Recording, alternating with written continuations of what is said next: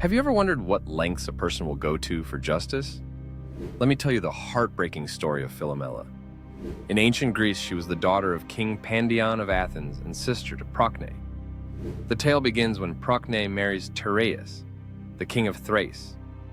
Tereus, consumed by an insatiable desire, violates Philomela while deceitfully promising her safety. To silence her, he cruelly cuts out her tongue, leaving her unable to speak her truth. Yet Philomela yearns to tell her story.